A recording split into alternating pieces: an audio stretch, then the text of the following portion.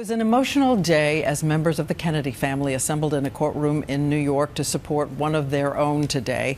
Ethel Kennedy, widow of RFK, listening as her daughter, Kerry, took the stand.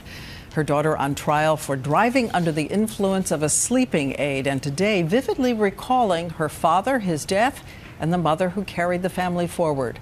ABC's Mara Schiavocampo was there. Testifying in her own defense at her drug driving trial, normally private Kerry Kennedy opened up about her very public family. In answering the defense's initial questions, the 54-year-old described her upbringing, affectionately referring to her father, the late Robert F. Kennedy, as, quote, Daddy. She also talked about her father's assassination, saying, quote, I have 10 brothers and sisters. My mother raised us because my father died when I was 8. He was killed when he was running for president. Kennedy's 85-year-old mother, Ethel, who rarely makes public appearances, her sister Rory, and 2 of her 3 daughters were also in court. The trial, now in its 3rd day, is over a single misdemeanor count of driving while impaired. Kennedy says in July 2012, she accidentally took a prescription sleep drug with her breakfast instead of her thyroid medication, and then she got behind the wheel.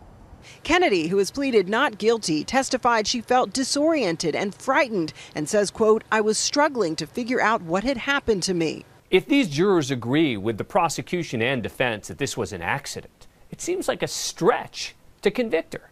On cross-examination, prosecutors tried to portray Kennedy as a frequent user of the sleeping drug who carelessly took the wrong pill.